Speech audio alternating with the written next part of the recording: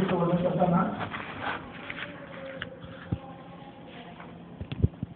आपूर रसबिर्याणी काळे काळे खाली असं 39 श्लोकामध्ये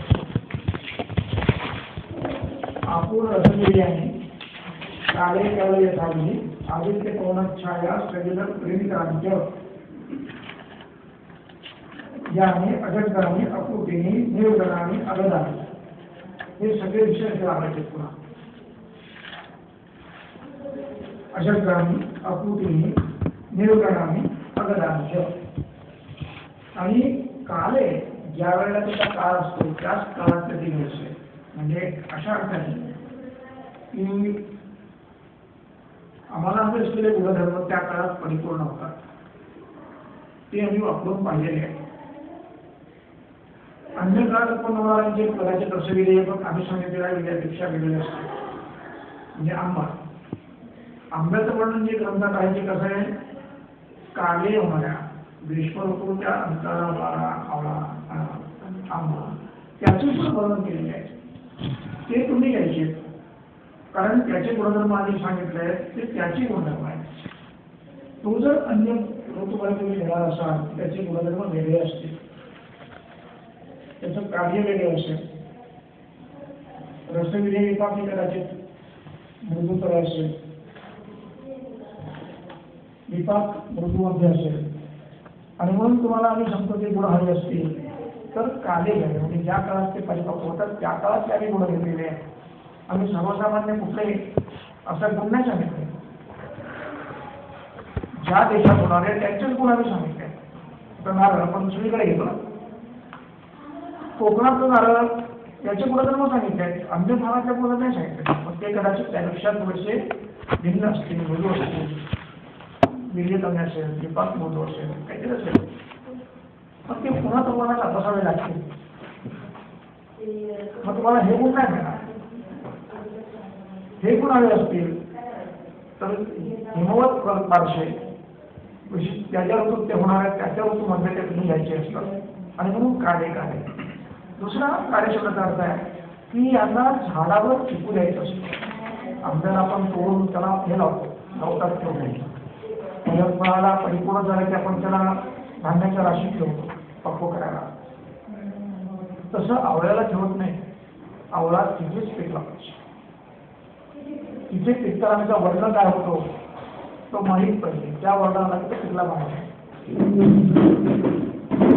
तो हिरव्याचा पोपटीकडे जायला लागतो त्या पिवळेपणा मिसळायला लागतो. तो पिवळा व्हायच्या तोडायचा असतो. तो अपूर्ण पूर्ण पिवळा व्हायला नाही परिपूर्ण परिणाम झालेला आहे पण हिरवाईत नाही. तो आवळा तिथेच पिकतो आणि तोच तो घ्यायचा असतो. त्याचंच हे वर्णन जे आहे त्याचं वर्णन असं प्रत्येकाचं वर्णन आहे त्या त्या राशीचं आहे. जे त्या वेगळं हे करायला संस्कार करावे लागतात तेव्हा ते सांगतात की यांना तोडून धान्याच्या राशीत ठेवा. तेव्हा भलता तर जो गायचा आहे हा आपूर्ण रस झाडावरती परिपूर्ण परिपक्व झालेला आहे. त्याचा काळ घेतलेला आहे. तो जाम करायला माहीत असतो केल्यावर होणारा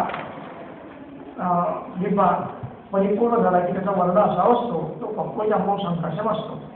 मग हा ते तुम्ही घ्यायचा आहे आणि केव्हा घ्यायचा आहे शुचव शुक्रे. आता शुचवची टीका आहे बघा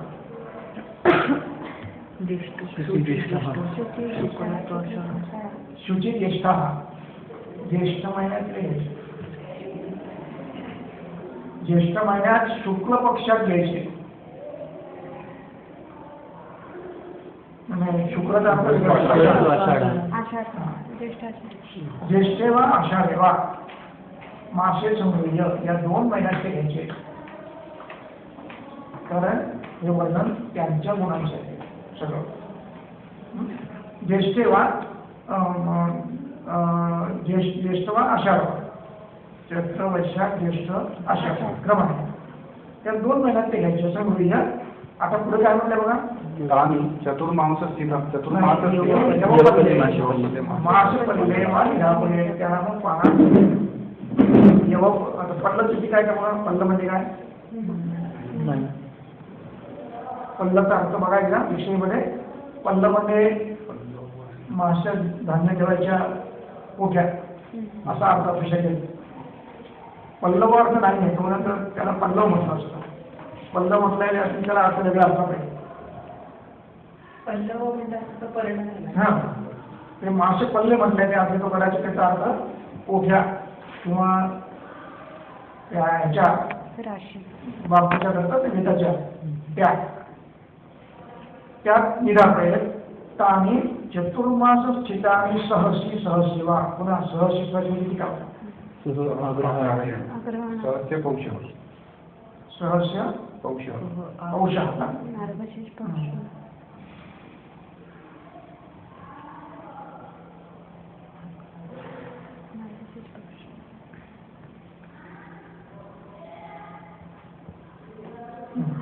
सहसी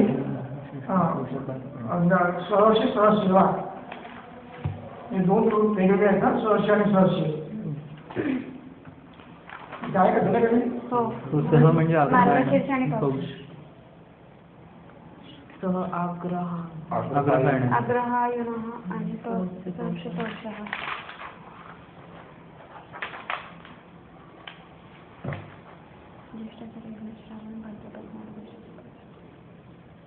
ठीक आहे. बघा सहस्रद्वयस्य कुठं सहस्र सह अग्रहायण आणि सहस्या पौष. अग्रहायण म्हणजे महापौष. ठीक आहे. महापौष घ्यायचे सुचोवा सहसी मासे प्रयोग आरोग्यात त्याचा वापर करायला सुरुवात करायची आणि 4 महिने ठेवायचे. पुढं शीत स्निग्ध मधुर उपस्कृत शरीर. आता हे घेताना काय करायचं आहे, ऋतू शीत असला पाहिजे, स्नेहन केलं पाहिजे आणि मधुर दर्जाच्या बरोबर केला पाहिजे. उपस्कृताची ती काय बघा.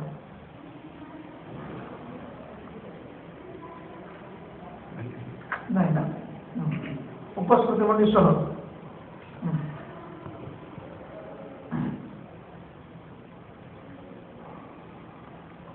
मधुर उपस्कृत शरीराला मधुर करायचंय, मधुर द्रव्याने हे करायचंय, पोषण करायचंय. स्निग्ध द्रव्याने शीत द्रव्याने तो द्यायचा, द्रव्याबरोबर तो द्यायचा. त्यानंतर पुढे काय म्हणताय, पूर्वम दश बल्लातकानी आपोथ्य अष्टगुणेन अंबसा साधू साधये. 10 बल्लातक घ्यायचे आणि त्याचं दशबल्लातकानी 8 पट पाण्यामध्ये त्याचा हे करायचे का शिजवायचे त्याला. अंबसा साधू साधये.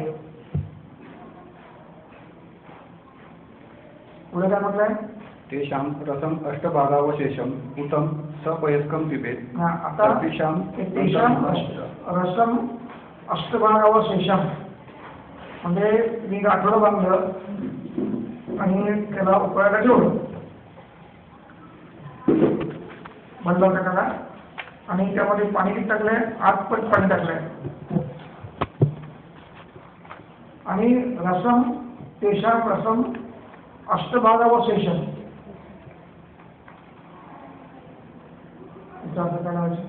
अष्टभागावशेषम किती काय का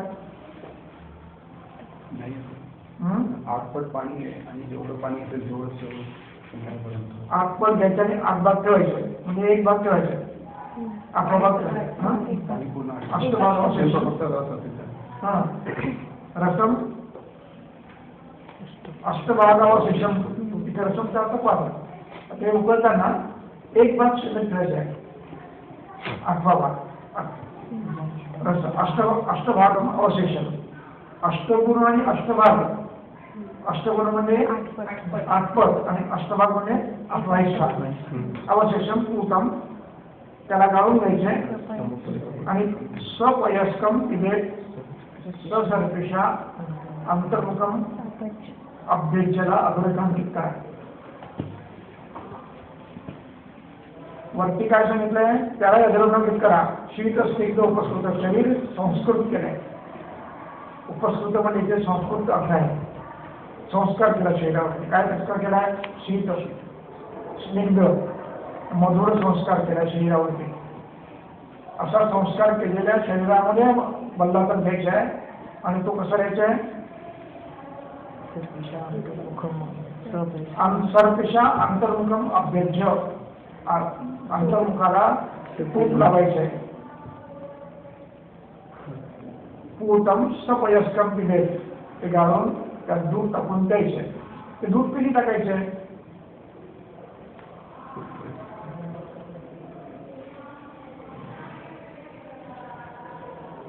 नियम काय औषध निर्माणाचा? मात्रा औषध समभाग द्यायचा, जिथे मात्रा आणि तिथे समभाग द्यायचा, सामान्य नियम आहे. आणि तुम्हाला वाटलं की नाही ह्याला आणखी तयारी करायला पाहिजे, तुम्ही करू शकता. तो अधिकार तुम्हाला दिलेला आहे. वैद्याला, चिकित्सकाला तो अधिकार दिलेला आहे. पण 675 काळ लोकशाहीची काळ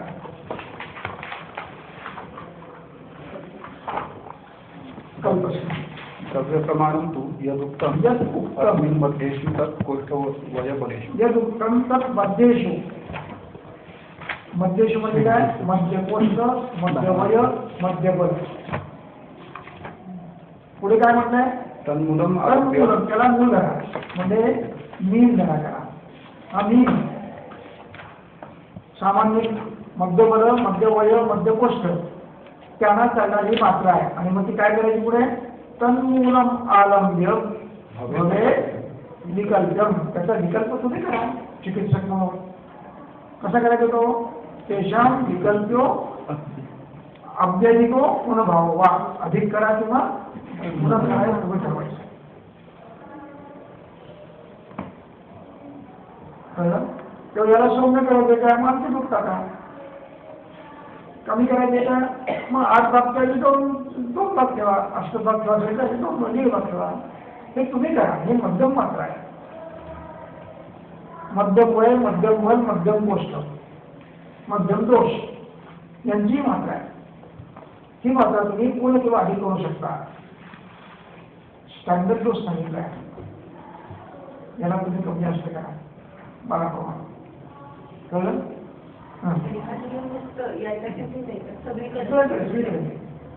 या खर्चासाठी आहे. त्या खर्चासाठी सुद्धा आपण कमी जास्त करू शकतो. बस्तीचे द्रव्य हो आपण करू शकतो. म्हणजे असं 960 प्रत्येकाला दिलाच नाही असं काही नाही. वयोमानाप्रमाणे, बलाप्रमाणे तुम्ही कमी जास्त करू शकता. फक्त तो नियम आहे की तो परत आला पाहिजे.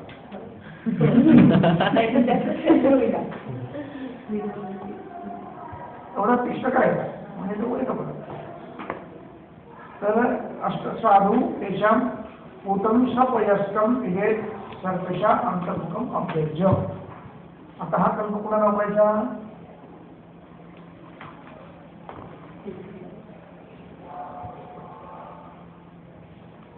श्लोक 18 आणि 19. एते दशविधास्तु येषां प्रयोगः परिकीर्तितः. रोगप्रकृति सात्मज्ञः. रोग काय आहे? रोग काय म्हणताना काय अपेक्षित आहे? रोग काय म्हणताना दोष कोणता आहे, त्याचे गुण कोणते, तो स्वतंत्र आहे का परतंत्र आहे?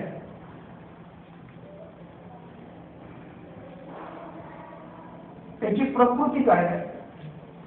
रोग्याची प्रकृती काय आहे? प्रकृती म्हणताना बीजदोषाची प्रकृती नाही, अपचारज प्रकृती. प्रकृती 2 प्रकार आहे. एक प्रकृती अपचारज आहे, आम्ही जे चुका करतो त्यातून निर्माण होतो त्याला दोषज प्रकृती म्हणतात. ती विकृतीतः तपासायची असते. प्रकृतीतः जी प्रकृती आहे ती बलाकरता तपासायची असते. जन्मता उत्पन्न होणारी प्रकृती बलाकरता तपासायची असते, रोगबल ज्ञानार्थ. आणि दोषबल ज्ञानार्थ, रोगबल ज्ञानार्थ दोषद प्रकृती बघायची असते की अपचार जे आहे. निवारस्थान अध्याय 6.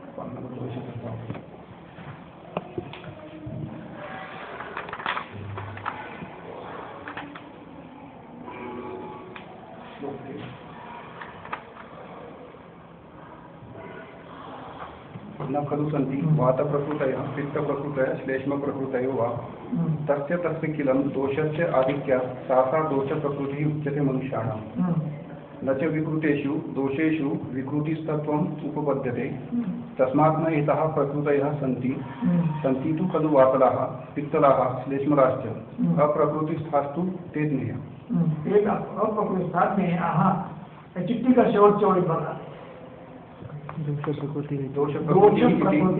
दुष्टदोषभाविता प्रकृती इत्यर्थः दुष्टदोषाने निर्माण केलेली प्रकृती ही प्रत्येकाची त्या प्रकृतीपेक्षा ती प्रकृती कधीही बदलत नाही मूळ प्रकृती अपचार केल्याने त्या प्रकृतीत फरक कधीही पडत नाही जी बीजदोष आहे म्हणजे गर्भोत्पन्न होताना दोष जो बरेच दोष उत्कट हा प्रकृती जी आहे त्याच्यामध्ये ती प्रकृती ही नाही ही प्रकृती अपचार जी आहे आम्ही केलेल्या विकृत आहार विहाराचा परिणाम म्हणून दोष प्रकृती निर्माण होते तिचा अभ्यास करायचा आहे आणि ती कशाकरता करायची आहे रोग बल ज्ञानार्थ करायची आहे आणि ती प्रकृती कशाकरता करायची आहे रोगाचं बल जाणण्याकरता करायची आहे ती प्रकृतिता परीक्षा ही विकृतिता परीक्षा आहे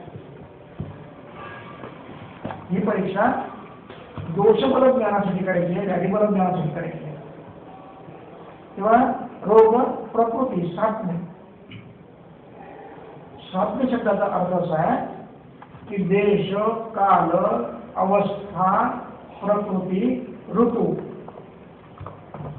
या सगळ्यांच्या विरुद्ध त्याला साध्य म्हणतात आपण काय पाहतो प्रत्येक रोगाची तपासताना परीक्षा करतो दुष्यम देशम बलम कालम अलम प्रकृती वयः सत्वम यातल्या ज्या दोष विपरीत द्रव्य आहेत ज्या धातू आहे दृश्य आहे बल आहे काळ आहे यांचा विचार करताना त्यांच्या विपरीत वापरायचे दोषबल उत्तम असेल तर त्या दोषबलाच्या विपरीत बलाचे उत्तम द्रव्य वापरायचे मेंढेबलाने श्लेष्मावृद्ध असेल उत्तम असेल तर तुम्हाला वृक्षोत्तम द्रव्य वापरायचे आहे तीक्ष्ण गुणाने असेल तीक्ष्णतम असेल तर तुम्हाला मृदुतम वापरायचं आहे प्रत्येकाच्या विपरीत द्रव्य वापरणे याचं नाव साधने आहे साधनेची व्याख्या अशी आहे सूत्रस्थान अध्याय 7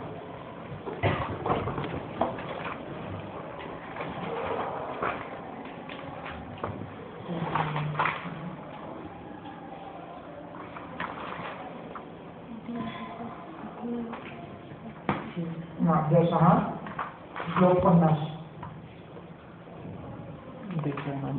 देशानाम आमयानाम इथे च शब्दाने सगळ्या गोष्टी आल्या आणि ज्या ज्या परीक्षेत बघतो रोगाच्या परीक्षेत सगळ्या गोष्टी आल्या देशानाम आमयानाम च म्हणताना काराने सगळे आले काल दोष प्रकृती हे सगळं आलं त्याच्या विपरीत गुणही त्याला सात्मज्ञाः सात्यम इच्छन्ति सात्मज्ञाः चेष्टितम आद्यंच सात्यम इच्छन्ति त्याला सात्य म्हणतात की जे विपरीत आहे देशकालांचं विपरीत आहे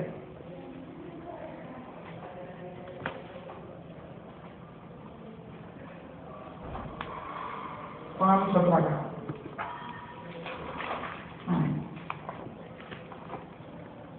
श्लोक 65 टीका बघा वरतून 8 ओळ 6 ओळ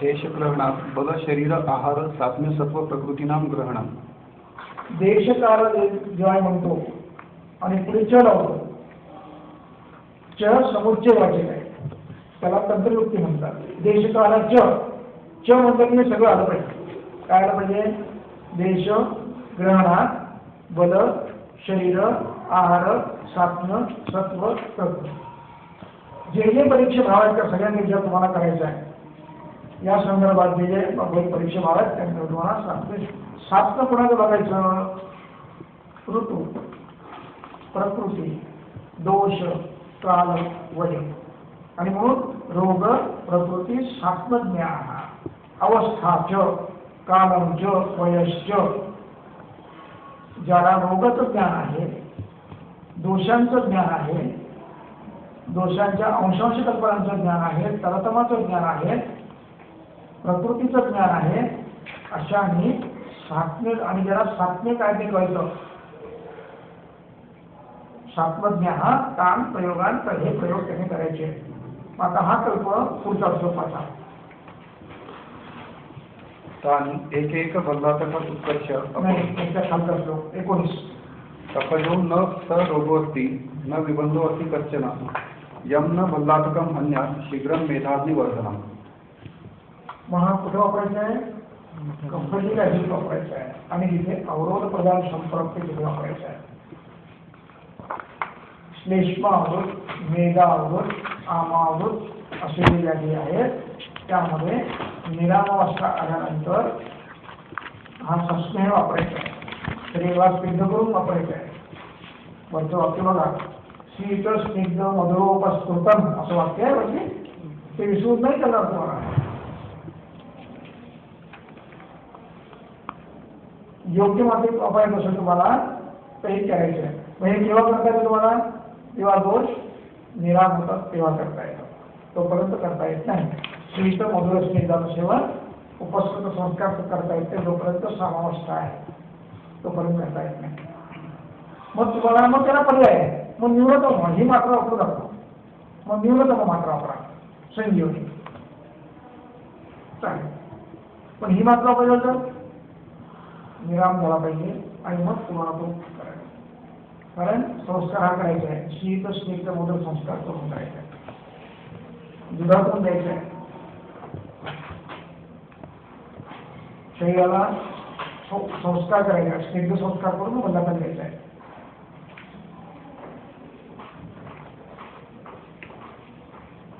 आम्हाला आता तुम्हाला द्यायचं असेल तर न्यूनतम मात्रा तुम्ही देऊ शकता. मी काय विचार करायची गरज आहे, मात्रा मोठी आहे म्हणून हा विषय चालला आहे.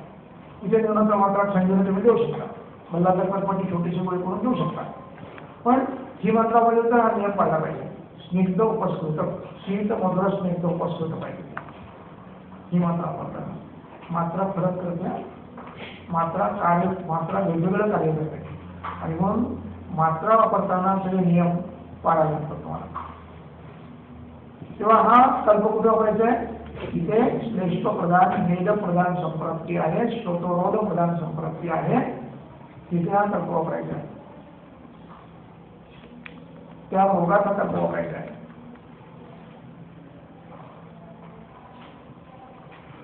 आणि मग या पलीकडे आणखी मेधाचे वर्धन करायचं. मेधावर्धक आणि अग्निवर्धक म्हणून वापरायचं हा कल्प वापरायचा आहे. तानि एक एक बल्लातक उत्कर्ष अपकर्षेण दश बल्लातकानि. एक एक बल्लातक वाढवायचं आहे. पहिल्यांदा किती सांगितले? दश बल्लातकानि एक एक वाढवायचं आहे. एक एक वाढवत आत्मिंशतः प्रयोज्यानि नातरं परम उत्कर्षः. प्रयोगविधानेन सहस्रपर एव बल्लातक प्रयोगः. जीर्णे च सर्पिषा पयसा शालीषष्टिक अशनम उपचारः. प्रयोगान्ते च द्विस्तावत् पयसै एव उपचारः. तत्प्रयोगात् वर्षशतम् अजरं वयः तिष्ठति समानं पूर्वेण. इति बल्लातकस्य. तानि एक एक बल्लातक उत्कर्ष अपकर्षेण. एक एक उत्कर्ष करायचं, एक वाढवायचं आहे आणि एक एक कमी करायचं आहे. आता उत्कर्ष कुठपर्यंत करायचं आहे? दश बल्लातकानि आत्मिंशतः. 8 पर्यंत करायचं आहे, 30 होईपर्यंत, आणि मग एक एक कमी करायचं आहे. प्रयोजना याच्या पलीकडे उत्कर्ष करायचं नाही. हा मॅक्झिमम आहे. मध्यम बलासाठी, मध्यम वयासाठी हा उत्तम आहे. मग तुम्हाला यात कमी जास्त करता येतं, हे मध्यमासाठी. पुढे प्रयोग विधानेन सहस्रपर बल्लातक प्रयोग हा रसायन प्रयोगासाठी हा वापरायचा आहे. संशोधन करून मग हा कल्प वापरायचा आहे. मधुर संस्कार करून हा कल्प वापरायचा आहे. पुढे काय करायचं? जीर्णेच सर्पिषा पयसा शालीषष्टिक अशनम उपचारः. प्रयोगान्ते च द्विस्तावत् पयसै एव उपचारः. तत्प्रयोगात्. आता प्रयोगान्ते च द्विस्तावत् पयसै उपचारः याची टीका आहे तुम्हाला.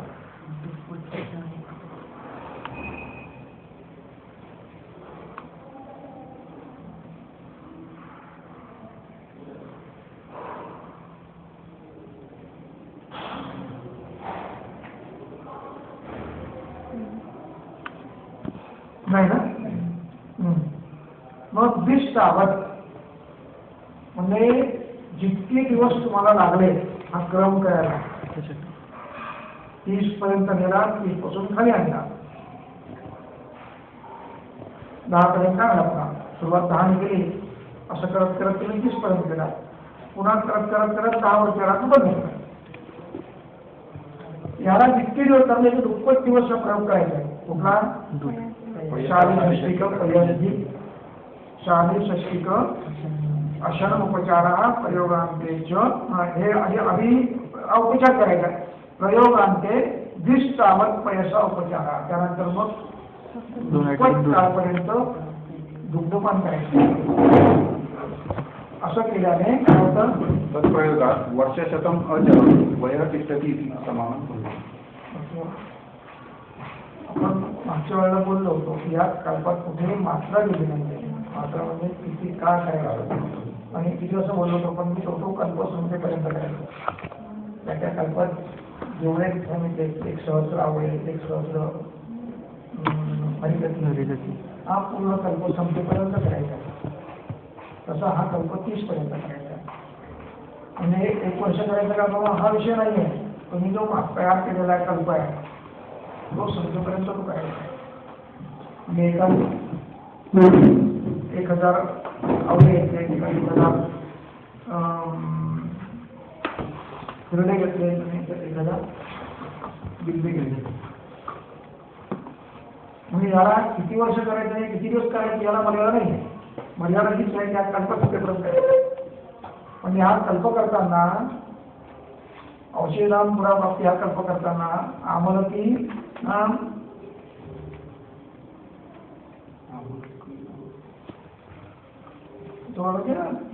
पंचभूतांमध्ये हरितरी सहस्रम पहिल्या श्लोकाकडे 41 बघा, सहस्र हरितरी घ्यायची आहे.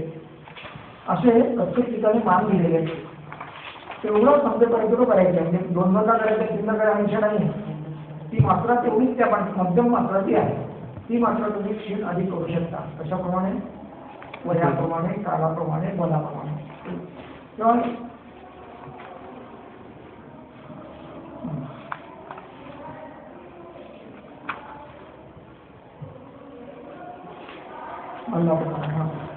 जिरवेच्या पयसापेक्षा ससपेक्षा पैसा शारीरिक उपचार प्रयोगांते 20 तावत पैसा एव उपचार.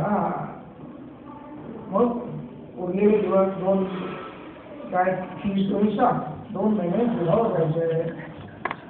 प्रयोगात वर्षशतम अजरम वयस तिष्ठति, इतकं प्रयोग केला की तो त्याला 100 वर्षाचं आयुष्य मिळतं. समाधान पूर्ण समाधान पूर्ण.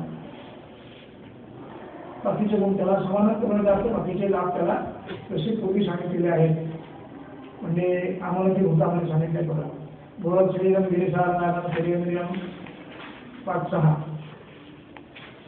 त्याला मिळाला. बृहत शरीर किती भल्ला जातो क्षीरम, कळलं?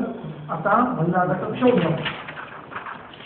भल्लातकानां जर्जरीकृतानां पिष्टस्वेदनं पूरयित्वा पुमौ आकण्ठं निखातस्य स्नेहभावितस्य दृढस्य उपरि कुम्भस्य आरोप्य उदुपेन पिधाय कृष्णमृत्तिका अवलिप्तं गोमय अग्निभिः उपस्वेदयेत्. तेषां यः स्वरसः कुम्भं प्रपद्येत् तम् 8 भागं मधुसंप्रयुक्तं द्विगुणघृतम् अद्यात्. तत्प्रयोगात् वर्षशतम् अजरं वयः तिष्ठति इति समानं पूर्वेण.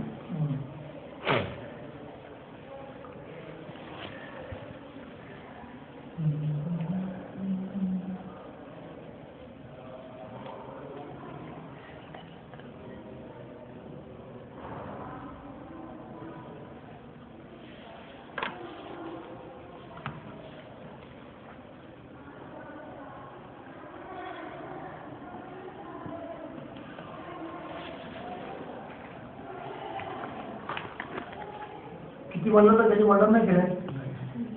मग काय करायचं? पात्र सांगितलं त्याच्या आकंठ आकंठ विष्णुस्वजनम पुरयित्वा ओम अकंठम निखातस्य. खड्डा करायचा. तिच्या भांड्याच्या कंठापर्यंत कुंभस्य दृढस्य उपरी भविष्यवदस्य दृढस्य उपरी कुंभस्य आरोप कुंभस्य आरोप्य उडुपेन पिधाय. त्यानंतर तेषां पिधाय.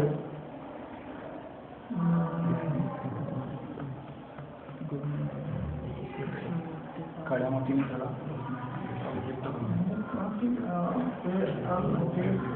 बरोबर. कृष्णमूर्तीला अवक्तं गोमयाग्निना उपस्वेदे तेषां यः स्वरसः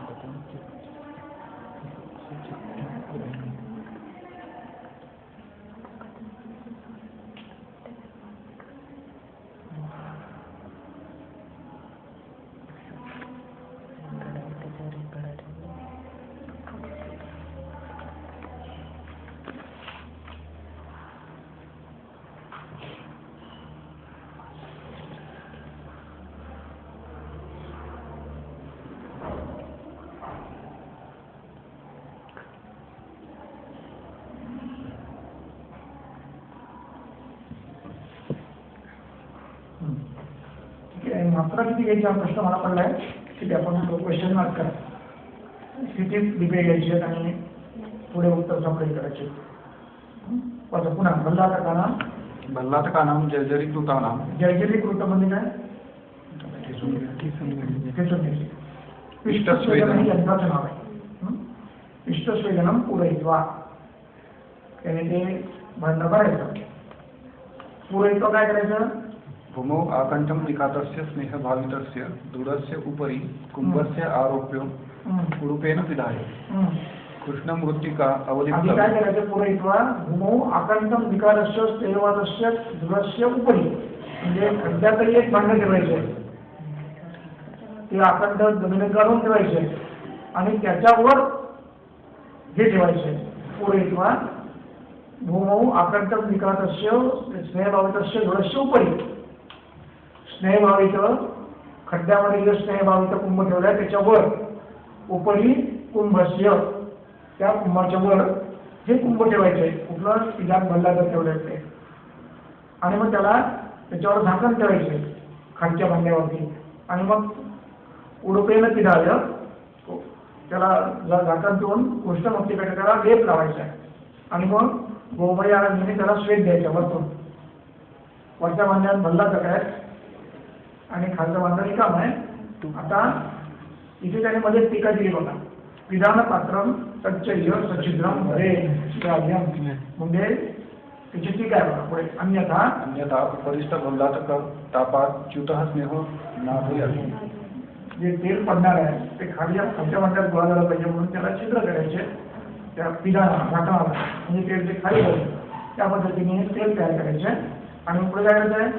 त्याला त्याने स्वरस म्हटलेलं आहे. या तेलाला स्वरस म्हटलंय. पुढे तेषां यः स्वरसः कुंभं प्रपद्ये तं अष्टभागमधु संप्रयुक्तं द्विगुणकृतं अद्यात्. आता हे जे काही तेल पडेल त्याचा अष्टभाग म्हणजे 8वा भाग त्या द्विगुणकृतं अष्टभागम मधुसंप्रयुक्तम आणि जेवढा मग त्याच्यात द्विगुणकृत त्यात टाकायचे. आणि मग ते त्याचा प्रयोग करायचा. प्रयोग केव्हा करायचा?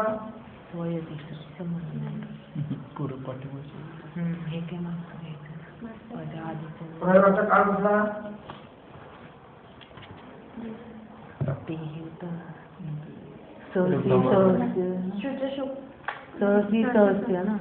ते ठेवायला सांगितलं आहे.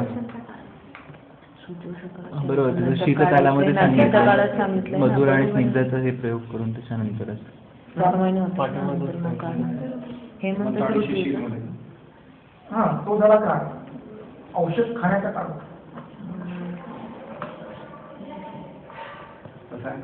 म्हणजे कुठं? नाटकात अभक्ताला. रात्रीचं जेवण गिळणं झालेलं आहे, सकाळी भूक लागलेली आहे त्यावेळेस.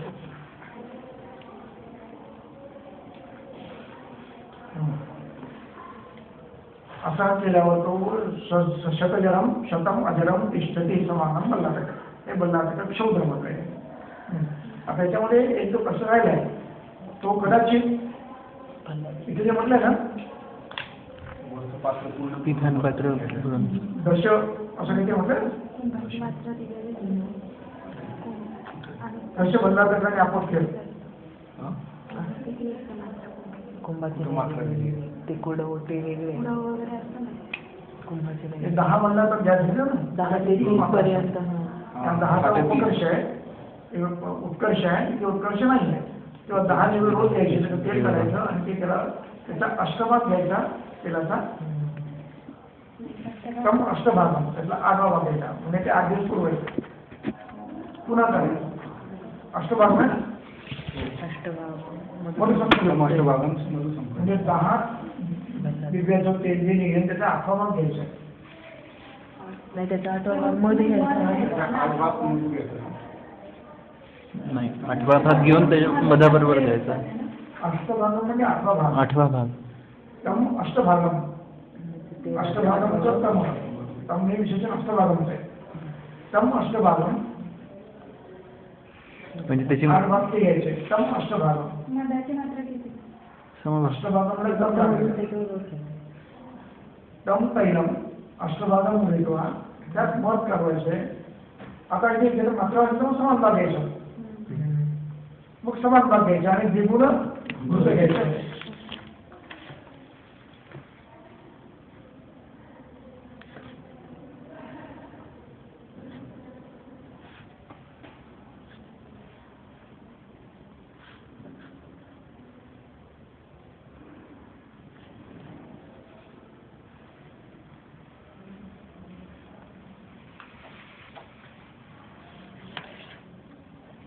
बघा वाक्य लक्षात बघा पुन्हा वाचा. तेषाम यः रसः रसस्वरसः कुंभम प्रपद्यते तम अष्टभागम.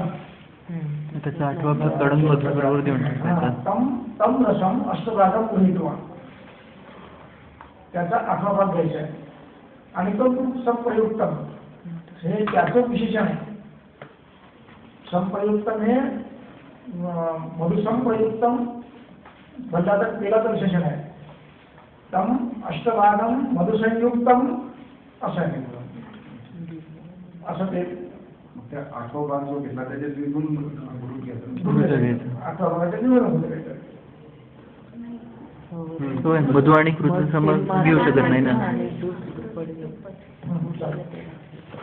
पुढं बल्लाटक तैलपाकं सपयस्कं मधुकेन कलिकेन अक्षमात्रेण शतपाकं कुर्यादिति समानं कुर्वेण.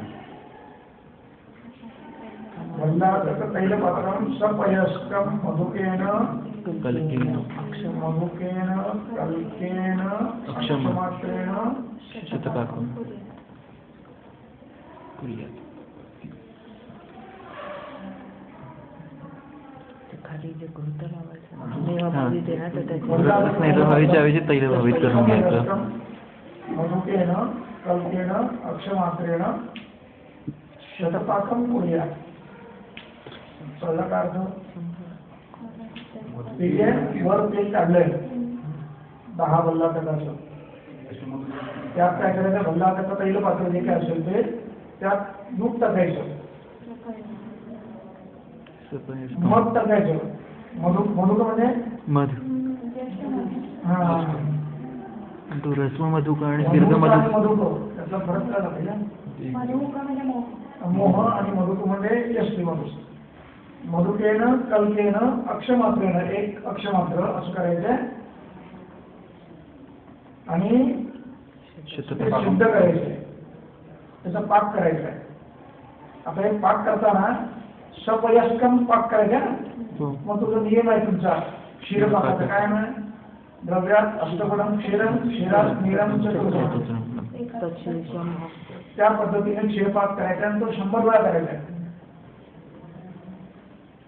शतपाक करायचा आहे. शतपाक देखील करायचा आहे. कुर्यात समान आणि मग ते तुम्हाला काय लागायचे करा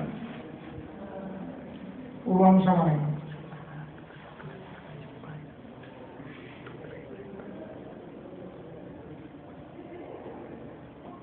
कळलं?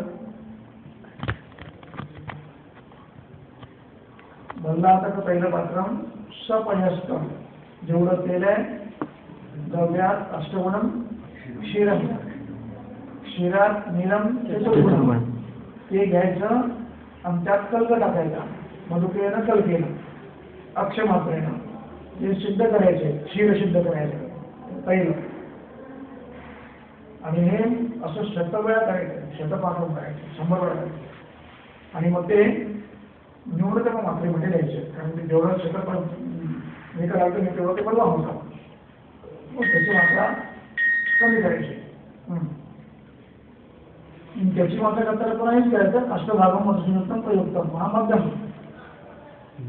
जे काही गोष्टी त्याचा अष्टभाग जे काही तयार होईल कार्बनचा शतपाक केल्यावर त्याचा अष्टभाग. कारण हेच तेल तुम्ही घेणार ना तर त्याचा अष्टभाग घ्यायचा आहे. अष्टभाग करून तो वापरायचा आहे. समानम पूर्ण.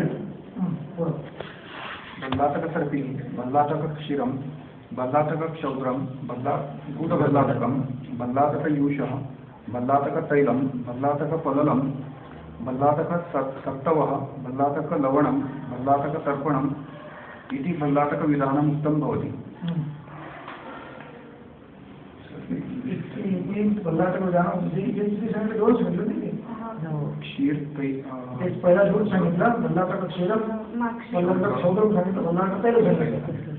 आता मग त्यात सर्दी तुम्ही करू शकता. त्यानंतर बल्लातक गुडही करू शकता. या पद्धतीने बल्लातक विषय करू शकता. बल्लातक तैल करू शकता. पलल म्हणजे काय? ते मांस प्रकार. ठीक आहे बघून घ्यायला. पललम बल्लातक सत्तू बल्लातक लवणम बल्लातक तर्पणम ज. हे विधी ज्या ठिकाणी असतील तिथे बघायचे. बल्लातक लवण कुठे आहे पुढचे पुस्तक ग्रंथ असेल कुठे ते बघायचे. या पद्धतीने अनेक कल्प तुम्ही करू शकता. किती बल्लातक विधान उत्तम. पुढं भवन्ति चात्र बल्लातकानि तीक्ष्णानि पाकिन्याग्निसमानि भवन्ति अमृतकल्पानि प्रयुक्तानि यथाविधि. एते अधिक वाक्य. आता अग्निसमानानि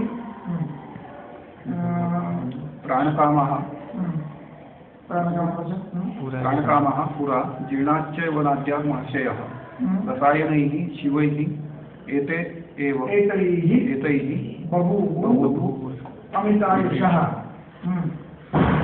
ब्राह्मं तपो ब्रह्मचर्यम् अध्यात्म ध्यानमेव च दीर्घायुषो यथा कामं संप्रोत्य त्रिदिवं गतः. त्यांनी रसायन केलं आणि सांगायचा उद्देश काय त्यांचा. ते रसायन करून त्यांनी काय केलं दीर्घायू प्राप्त केले. दीर्घायू प्राप्त करून काय केलं अपेक्षा पूर्ती केली. अपेक्षा काय होती? अंतिम अपेक्षा काय होती? मोक्ष. आणि म्हणून ब्राह्मण तपो ब्रह्मचर्य अध्यात्म ध्यानमेवच यथा कामं संवृत्य दियंगता. मग ते त्यांनी पंचत्वाला गेले. तोपर्यंत त्यांनी ही साधना केली. ते रसायन कशाकरता करायचे आहे? दीर्घायुष्य प्राप्ती करता. दीर्घायुष्य कशाकरता घ्यायचं आहे? मोक्ष प्राप्ती करता आणि हितायुसाठी सुखायू आणि हितायुसाठी. म्हणजे भूतानुकंपसाठी करायचं. केवळ आत्मसंतुष्टी करता करायचं नाही आहे. भूतानुकंपसाठी शास्त्रच पूर्ण झालंय ते भूतानुकंपसाठी आलेलं आहे. आणि म्हणून ते भूतानुकंपा मनात ठेवून जीवन जगायचे. आणि ते करताना ब्रह्मचर्य अध्यात्म ध्यानानेवच संवृत्य त्यांनी रसायन करायचे. कुणीही रसायन करायचं नाही. रसायन फक्त त्यांनीच करायचे ज्यांनाही करायचे. ही कल्पना आहे. रसायन कुणालाही द्यायचं नाही. तस्मात् आयुः प्रकर्षार्थं प्राणकामैः सुखार्थिभिः रसायनविधिः सेव्यो विविध विधिवत् सुसमाहितैः। विधिवत आणि सुसमाहित हिचा अर्थ कळला का? अध्यात्म प्रवण होणं.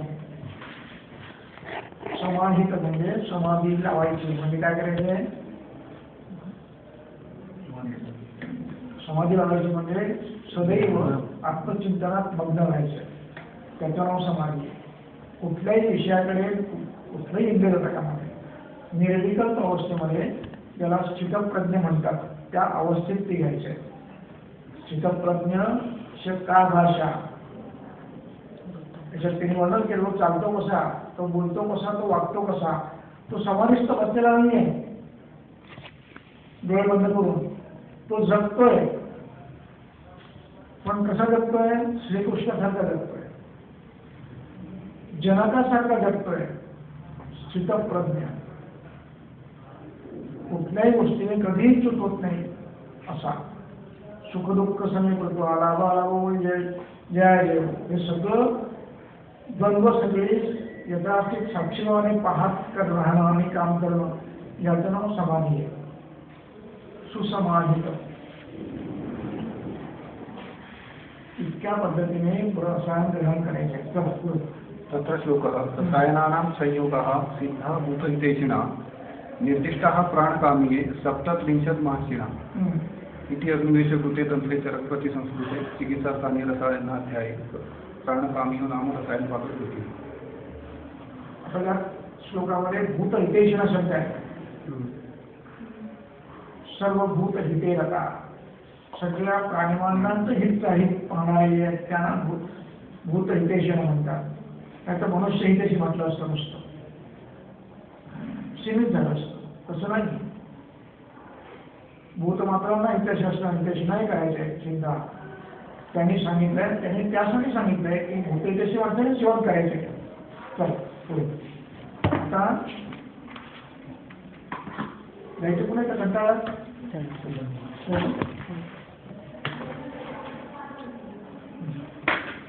रसायनाध्याये तृतीयपादः अर्थात् करप्रचितीयं रसायनपादं व्याख्यास्यामः. इति स्मः भगवान् अर्थः करप्रचितानां यथोक्तगुणानाम्